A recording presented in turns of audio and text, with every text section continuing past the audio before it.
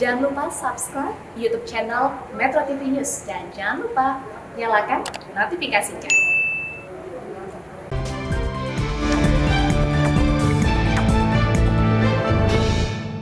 Kesembuhan naik, obat diproduksi.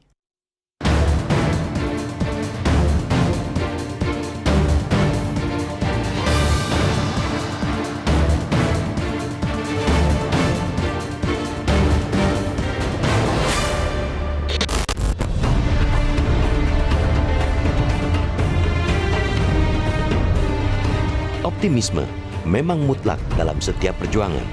Dalam perang melawan COVID-19, optimisme semakin tumbuh dengan berita baik di segala lini. Dalam pekan pertama Oktober, berita baik itu ialah tingkat kesembuhan yang terus naik dan siap dipasarkannya obat COVID-19 yang diproduksi di dalam negeri. Soal tingkat kesembuhan, angkanya telah mencapai 75,27%, sementara pekan sebelumnya adalah 73,77%. Adapun jumlah pasien sembuh per 6 Oktober 2020 mencapai 236.000 kasus, sedangkan kasus terkonfirmasi positif sebanyak 311.176 dan meninggal mencapai 11.374 kasus. Soal obat, Kimia Farma telah mampu memproduksi Favipiravir, sedangkan Indofarma memproduksi Oseltamivir 75 gram caps, dan Indofarma juga siap memasarkan Remdesivir dengan nama dagang Desrem. Favipiravir dan Remdesivir telah mendapatkan nomor izin edar NIE dari Badan Pengawas Obat dan Makanan BPOM. Remdesivir direncanakan akan diedarkan mulai pekan depan. Ketersediaan obat-obatan itu tentunya diharapkan dapat membantu para pasien dengan gejala berat dan kritis. Di sisi lain, kabar-kabar baik ini tidak boleh menjadi pintu kejemawaan. Sebab, seperti yang dijelaskan para ahli epidemiologi, perang COVID-19 bagaimanapun ialah perang jangka panjang. Ini sebenarnya memang wajar jika berkaca pada berbagai penyakit akibat virus yang masih ada di dunia walau berabad sejak penemuannya. Kelengahan dalam penerapan vaksin mudah sekali membuat wabah penyakit-penyakit itu kembali muncul, apalagi dalam perang melawan COVID-19 yang vaksinnya belum ditemukan. Menyelisik lebih dalam soal obat-obat COVID pun, ahli paru telah menjelaskan jika obat-obat itu bukan tanpa efek samping. Bahkan bagi pasien dengan kondisi ginjal dan liver yang sudah tidak optimal, penggunaan obat itu harus dihindari karena justru bisa menjadi petaka. Setali tiga uang, peningkatan rasio kesembuhan bukanlah angka terpenting. Justru kita juga harus jujur mengakui jika acuan-acuan penting seperti rasio kematian dan tes masih belum menggembirakan. Angka kematian COVID-19 secara kumulatif ialah 10.856 orang hingga 1 Oktober ini. Presentasinya ialah 3,7%. Angka itu lebih tinggi ketimbang presentasi kematian COVID-19 di dunia sebesar 2,98%. Tingginya angka kematian merupakan sinyal akan masih lemahnya sisi pelacakan dan tes. Juru bicara dan Ketua Tim Pakar Satuan Gas Penanganan COVID-19, Wiku Adhisa Smito mengatakan, Indonesia dengan jumlah penduduk 267 juta jiwa seharusnya melakukan 267.700 tes per minggu. Sementara itu Indonesia baru mencapai 46,85% dari standar WHO untuk jumlah pemeriksaan. Dengan segala kondisi dua sisi mata uang ini, kita memang perlu mengerti optimisme dengan bijak. Optimisme jelas perlu dirawat dengan segala kabar pencapaian. Meski begitu, berbagai ketertinggalan yang ada dan juga krusial ialah hal mendesak yang harus diperbaiki. Tanpa itu, kondisi perang melawan COVID-19 di Indonesia akan terus fluktuatif. Kabar gembira bisa sekadar hanya sesaat karena hal-hal krusial tidak tertangani.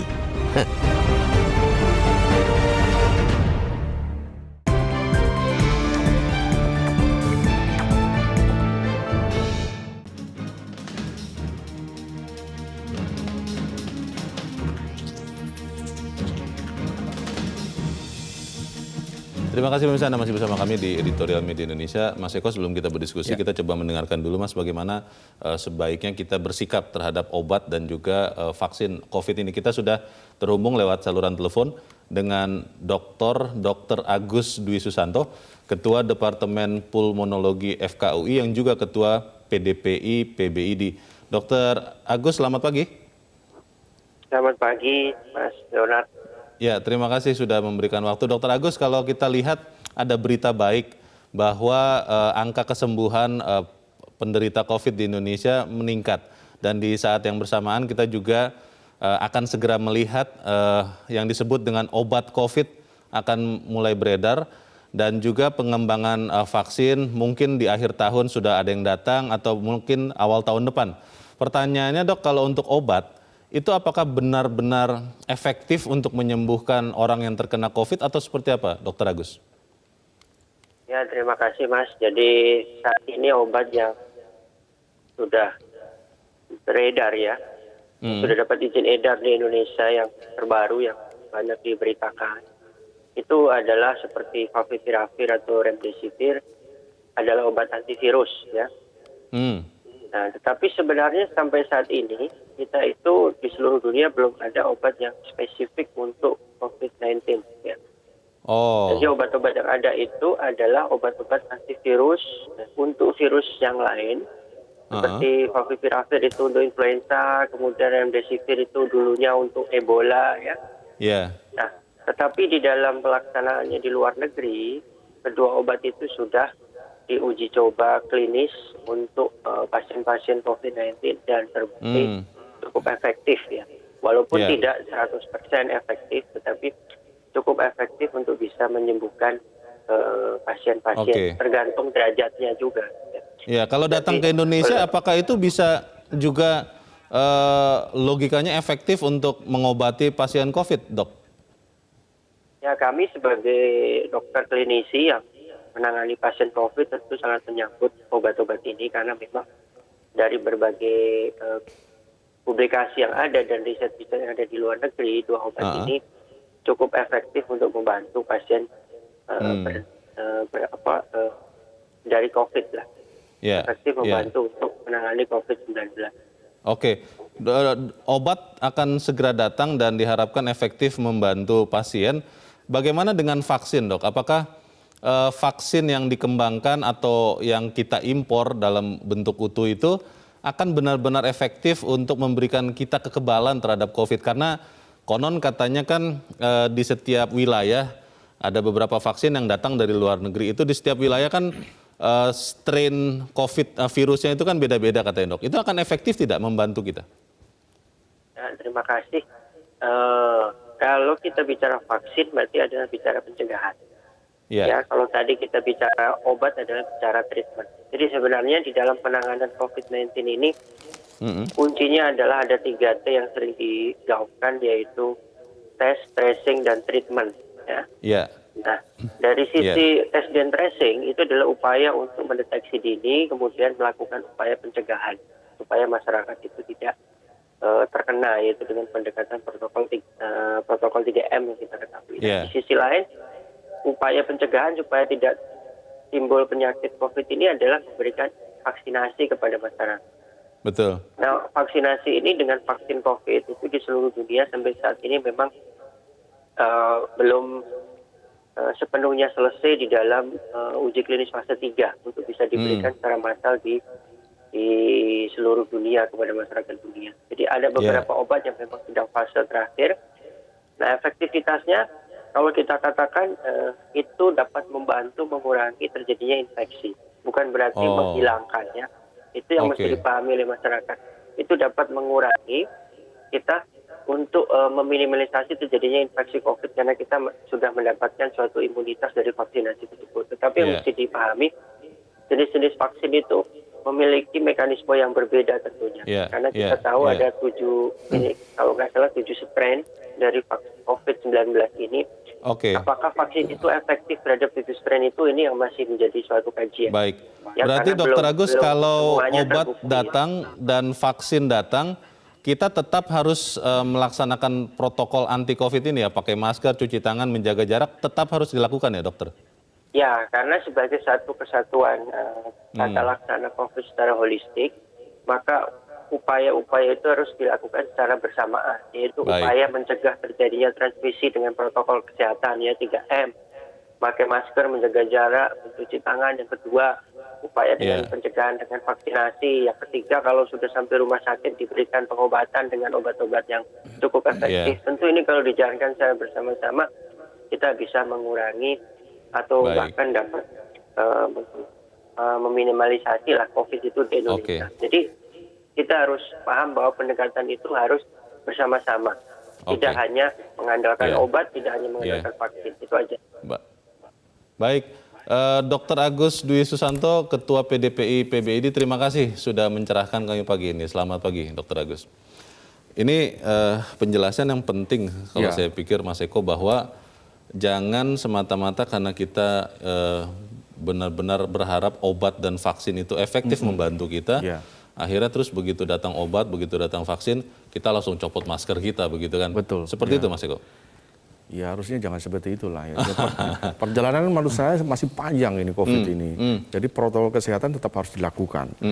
Obat maupun vaksin yang nanti akan ada di awal tahun depan mungkin jangan sampai membuat kita lengah. Jadi COVID ini akan bisa timbul kapan saja, bisa mengenai orang kapan saja. Kalau belum ada yang obat yang memang dipatenkan begitu atau vaksin yang memang khusus untuk COVID, saya kira memang masker tetap harus dipakai, cuci tangan, jaga jarak itu tetap harus dilakukan. Karena kalau tidak pasti akan timbul klaster-klaster baru yang tentu akan membuat pusing nanti semua orang, termasuk pemerintah. Kalau bicara obat ini kan nanti kalau sudah datang, pasien itu harus membayar sendiri atau juga itu ditanggung oleh negara ya? Yang ditanggung itu kalau tidak salah vaksin, Leo. Jadi kan akan diproduksi sekitar 260 juta. 130 diberikan kepada setiap warga negara, disuntikkan gitu. Jadi satu orang mendapat 2 kali. Itu vaksin. Jadi mungkin dibiayai oleh pemerintah. Tapi kalau obat, saya mendengar memang harus ada yang dibeli. Kalau kita pergi ke rumah sakit swasta, pasti kita akan mengganti uang itu. Tapi mungkin bisa jadi ketika kita masuk ke misalkan di Wisma Atlet misalkan di Kemayoran, kalau misalkan dokternya memberikan itu mungkin bisa jadi gratis karena ini kan dibiayai oleh pemerintah.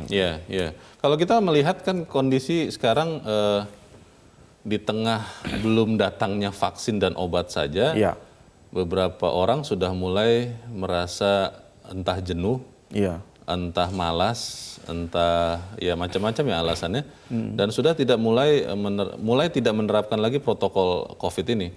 Kalau begitu percuma juga kan ya datang obat dan vaksin ini. Bagaimana Mas Eko? Iya, bukan hanya di Indonesia, tapi di luar negeri juga banyak gitu. Akhirnya menimbulkan banyak lagi di Hong Kong misalkan sekarang timbul yang keempat kali ini COVID-19 gelombang yang keempat. Nah Indonesia ini baru gelombang 1 nih, belum selesai. Kalaupun kemarin kemudian ada obat dan vaksin, kemudian kita mengabaikan protokol, bisa tumbuh yang gelombang kedua. Nah ini pasti kalau timbul gelombang kedua akan mengganggu semuanya, termasuk perekonomian yang di 2020 ini udah hancur berantakan ini. Beberapa orang yang saya tanya ketika mereka mendengar ada obat dan vaksin, ada juga keraguan soal keamanan karena mereka berpendapat loh kan biasanya membuat obat apalagi vaksin itu kan tahunan atau bahkan puluhan tahun Mas Eko. Tapi kan prosesnya karena ini butuh segera, akhirnya banyak proses yang dipercepat. Apakah itu aman? Kita akan bahas di bagian berikut Mas Eko dan pemirsa tetap bersama kami Editorial Media Indonesia. Segera kembali.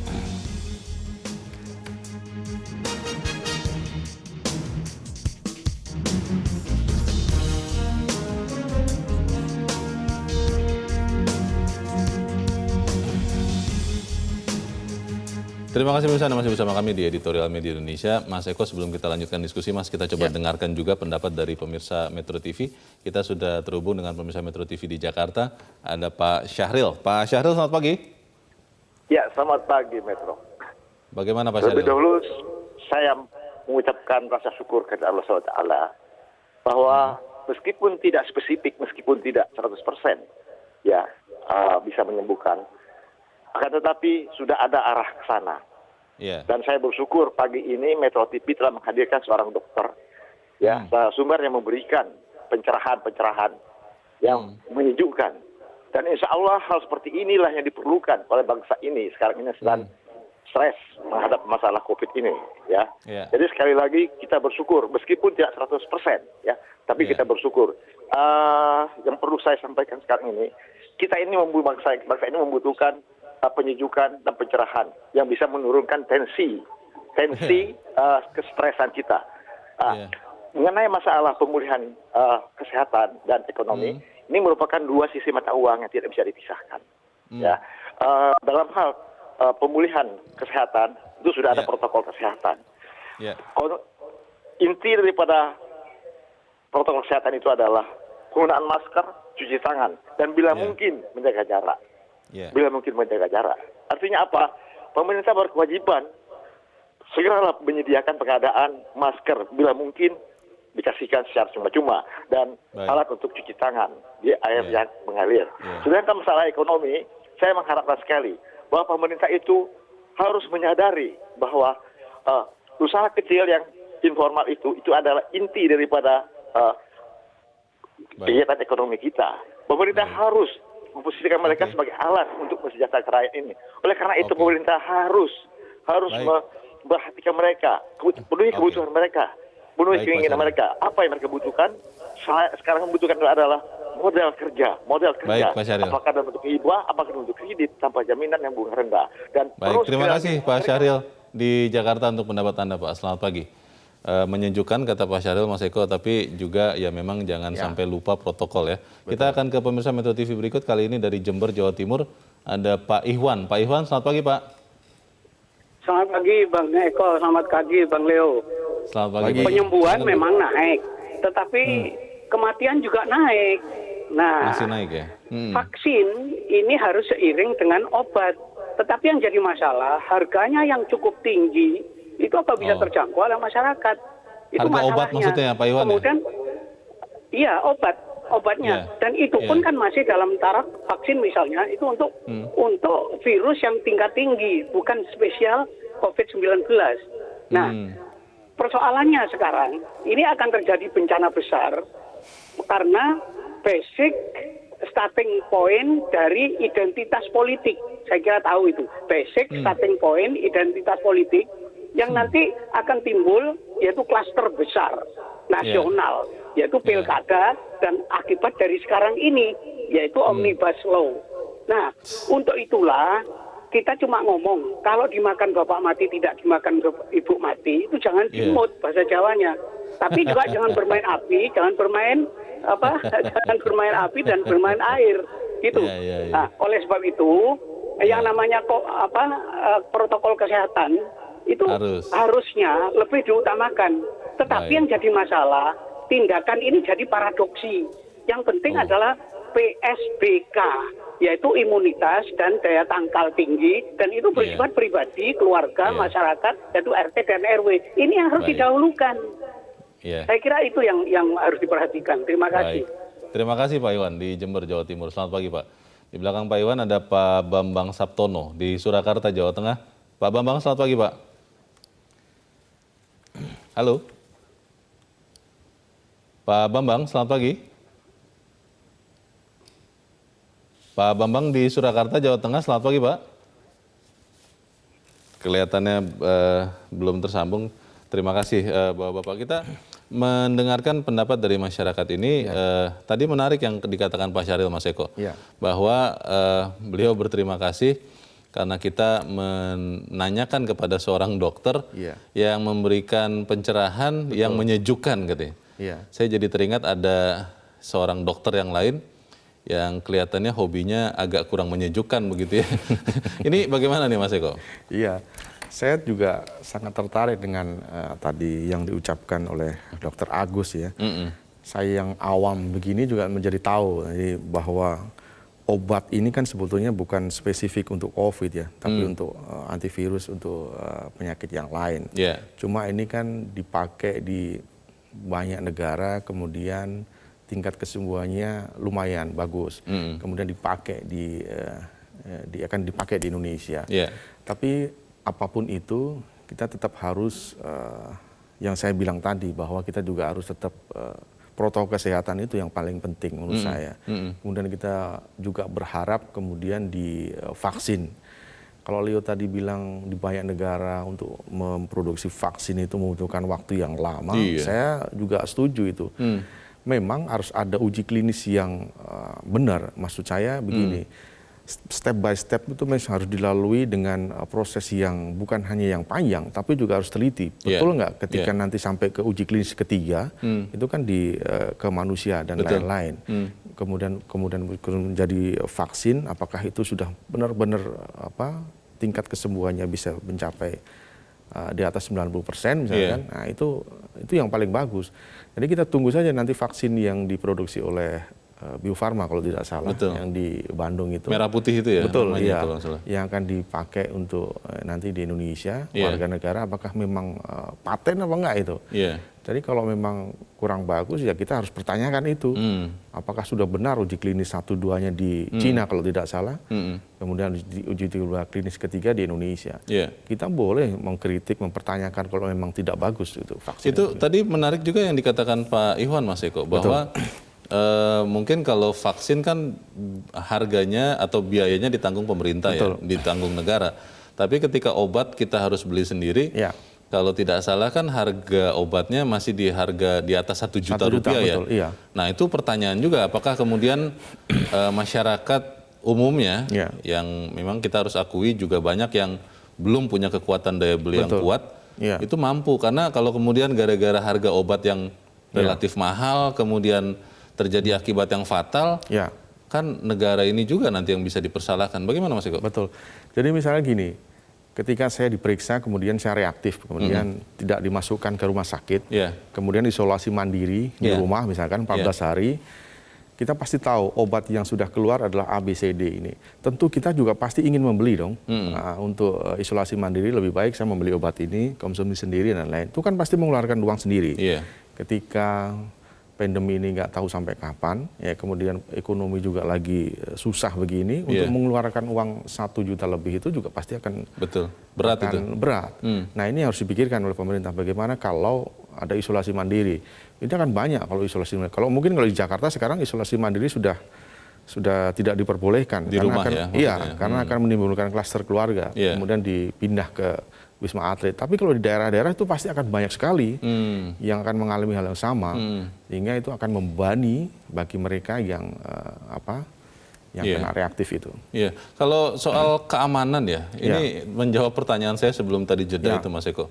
Apa yang bisa dilakukan oleh, saya tidak tahu apakah Badan Pengawasan Obat dan Makanan atau Satgas Covid atau Kementerian Kesehatan untuk memastikan baik obat maupun vaksin, mungkin khususnya vaksin itu benar-benar sudah dalam fase yang aman, baru beredar. Karena kalau kita tadi melihat berita di Amerika Serikat saja, ada tekanan politik kepada FDA untuk mempermudah perizinan obat ataupun vaksin yang akan dikeluarkan di sana. Ini bagaimana? Ya kalau semua obat sudah mendapat nomor izin edar dari BPOM, seharusnya itu sudah melalui uji klinis yang bagus. Nah, ketika sudah diedarkan dan kemudian dipakai dan kemudian tidak maksimal, tentu itu harus kita pertanyakan. Kok bisa-bisanya ini ada nomor izin edar, kemudian sudah diizinkan oleh Badan POM, tapi tidak terlalu paten lah gitu, tidak terlalu bagus lah. Nah, itu kan menjadi persoalan tadi. Tapi kalau memang kemudian ini bagus, nah ini kita patut apresiasi. Jadi begitu sudah ada izin edar dari Badan POM, harusnya. Berarti itu sudah jaminan ya. Harusnya kita begitu, Leo. Tidak usah ragu lagi, karena ada yang bilang begini, jangan-jangan Badan POM-nya pun ditekan begitu kan, supaya kemudian segera ada harapan atau mujizat begitu kan untuk pasien. Tapi kita akan bicarakan lebih jauh nanti bagaimana seharusnya sikap masyarakat. Karena konon katanya sekarang ini orang-orang banyak sekali yang sudah hanya berharap kepada vaksin. Dan kalau nanti sudah divaksin, langsung tidak mau pakai masker lagi. Tapi kita harus jeda dulu Mas Eko, dan bisa tetap bersama kami. Editorial Media Indonesia segera kembali.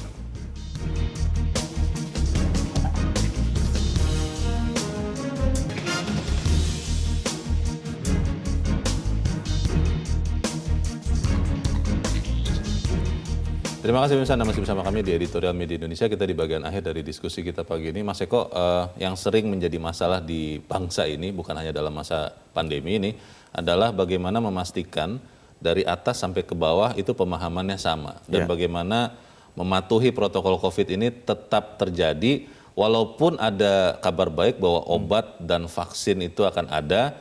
Dan tadi dijelaskan oleh Dr. Agus kan bahwa kita harus proporsional menyikapinya. Nah, bagaimana memastikan bahwa kita semua ini tetap menghormati COVID, melaksanakan walaupun nanti ada obat dan sudah ada vaksin? Ya, edukasi itu harus terus-menerus di pemerintah pusat maupun di pemerintah daerah. Obat iya, vaksin iya, tapi protokol kesehatan tetap harus dijaga. Kenapa tidak? Kenapa harus begitu? Karena kalau timbul klaster yang baru, pasti akan sulit lagi bagi pemerintah untuk menanganinya nanti. Nah, ini kalau terus timbul-timbul agar di gelombang 1, kemudian gelombang 2 dan seterusnya, untuk penanganan COVID-19 ini akan semakin sulit, Leo. Jadi biarkan saja obat nanti ada. Kalau kita punya uang ya dibeli, ya. Kemudian kalau enggak ya nanti nunggu vaksin kita dikasih. Kalaupun itu nanti juga harus ada yang saya sebutkan tadi, protokol kesehatan harus tetap dijaga. Kalau tidak, waduh, sulit lagi bagi kita untuk menangani COVID-19 ini. Iya. Ada juga yang berpikir begini, Mas Eko.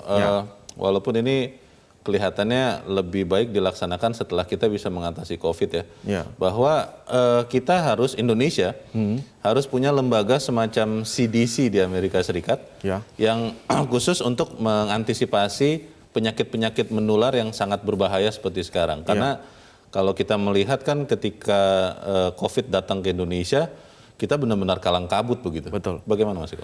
Ya, COVID-19 kan tidak kita duga ya kemarin ya.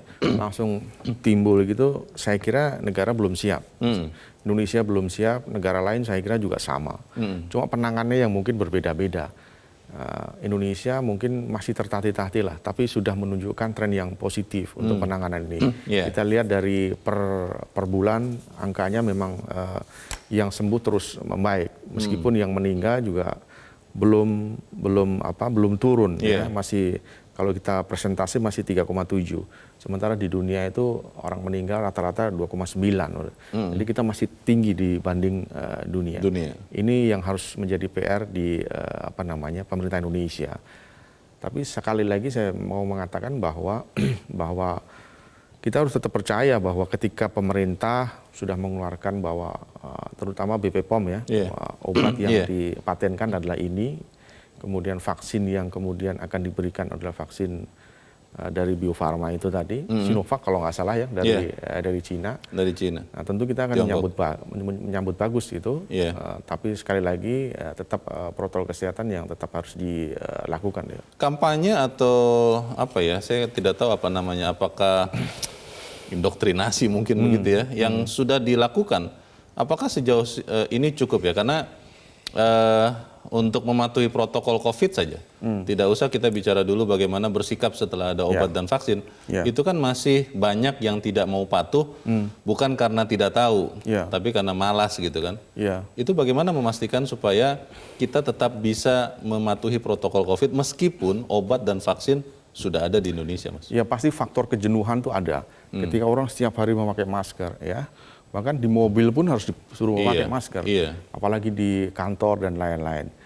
Kalau kita lihat kemarin di berbagai televisi kita lihat juga banyak yang melanggar. Lihat pilkada kemarin, pilkada itu sebetulnya kan daring, ya virtual. Betul. Tidak boleh orang berkerumun. Tapi masih ada juga yang berkerumun. Padahal itu tokoh-tokoh masyarakat di daerah tempat.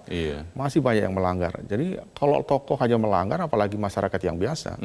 Jadi itu memang harus diulang-ulang edukasi bahwa tanpa jenuh ya. Betul. Kalau tidak nanti akan, ya itu tadi saya bilang akan timbul klaster-klaster baru. Jadi pemerintah harus tegas, pemerintah daerah harus tegas. Jangan sampai meloloskan hal-hal yang nggak baik untuk di penanganan COVID-19 ini. Baik, semoga kita semua sama-sama menjaga kesehatan kita karena sekali lagi ini mungkin bukan kesehatan orang lain ya. Yang pertama-tama adalah kesehatan kita sendiri. Betul, ya. Kita harapkan itu terjadi. Mas Eko, terima kasih sudah hadir di tempat ini, Mas. Selamat pagi. Pemirsa, di tengah berbagai upaya penanganan COVID-19 di tanah air, optimisme jelas perlu dirawat dengan segala kabar pencapaian. Meski demikian, segala usaha yang keras yang sudah dilakukan harus terus dievaluasi dan segala lini yang masih kurang baik harus diperbaiki. Jika tidak, usaha melawan COVID-19 ini tidak akan pernah tuntas dan COVID-19 tidak benar-benar lenyap dari Indonesia. Mari pakai masker, cuci tangan, jaga jarak, hindari kerumunan. Saya Leonard Samosir, terima kasih Anda sudah menyaksikan. Selamat pagi.